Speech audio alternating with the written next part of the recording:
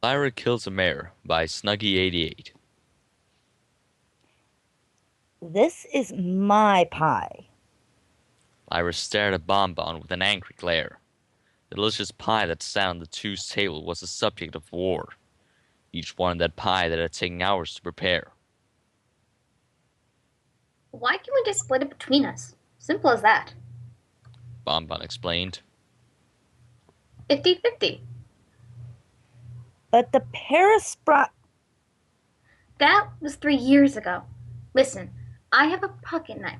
I am going to cut it in quarters. You will get 3/4 of this juicy, delectable pie. I will only get a fourth. You will get more than half. Lyra thought, then sighed. Give me the knife. Bonbon handed the knife gently over to Lyra. Lyra napped it out of her hands very forcefully. A cut slowly grew on Bonbon's cream hoof. Hey, that hurt. Oh, gosh. Oops. Let's fix that. Lyra grabbed for a napkin. She accidentally knocked over the napkin container, which also gave the salt that lay next to it a boost. The salt flew through the air and landed on Bonbon's cut. Watch it. She hissed. Uh, oh no. Oh, let's fix that too. She looked to her left. Somehow, rubbing alcohol was right on the table. Lyra, like anyone else in this kind of matter, thought it was a bottle of water, so she levitated over there and dabbed it on the napkin. She gently placed it on Bonbon's cut. Here, this should help. Ow! Why would rubbing alcohol help? Wait, that was. That's it. I'm going to a doctor. Bonbon got up and started galloping to the Ponyville hospital. But, while watching her cut, she didn't know what was in front of her.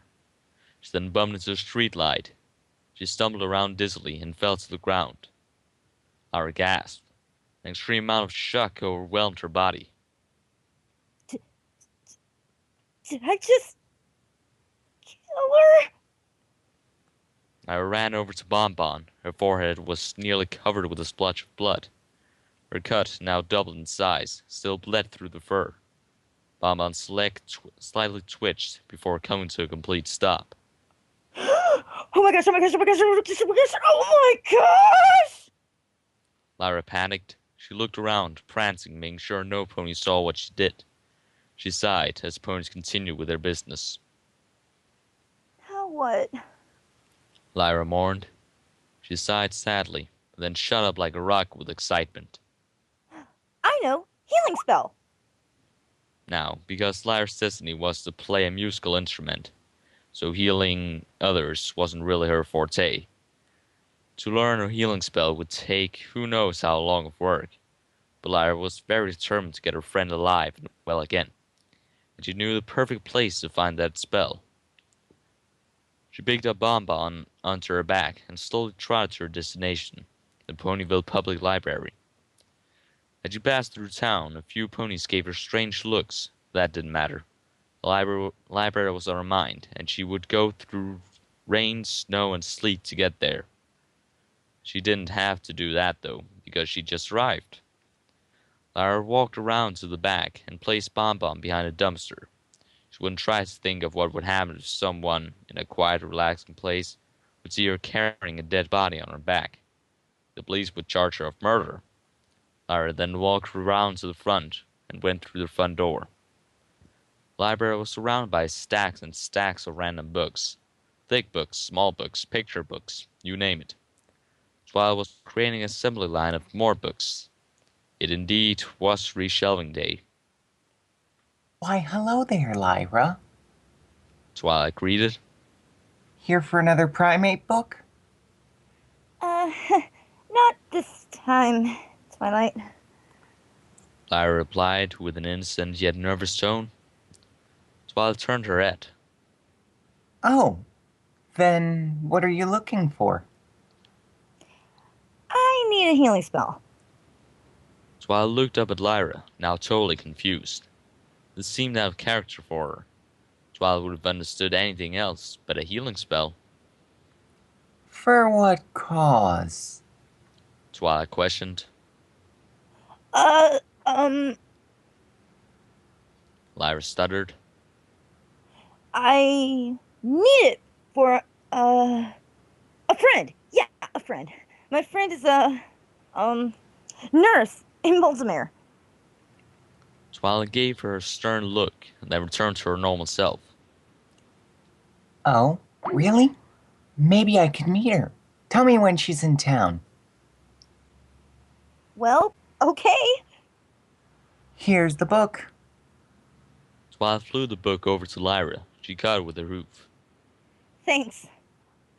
Don't mention it. And Lyra left the building.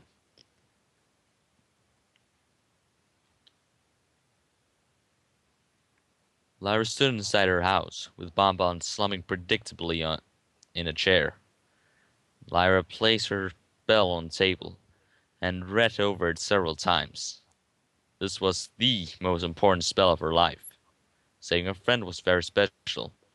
When she was ready, she lit up her horn with all of her strength. Suddenly, Bonbon was starting to regain consciousness.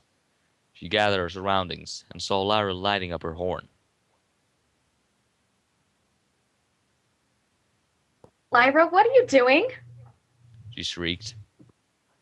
Wait, what? I didn't even cast it yet! Lyra tried to stop, but it was too late. The spell covered her frightened Bonbon, taking her into the air with everlasting might. Then, the spell exploded with a green overcast. Soon disappeared. Bonbon landed on the floor with a soft thud. Bonbon shook the dizziness away from her. Lyra stood there, not sure what to think, before cheering. Yes! You aren't dead! Why would I be? I just had a bump on the head. But you look so dead. I mean, the blood and the twitching and the looseness. Don't forget the looseness. Bonbon gave a sly smile. What? Lyra asked, confused. Oh, you. Can't you tell the dead from the knocked out? Guess not. So, nope. Bonbon shrugged. She couldn't believe this entire incident was caused by a pie. Hey, Lyra. Yeah? Want to get some pie? Lyra nodded excitedly. Let's give it another shot. The end.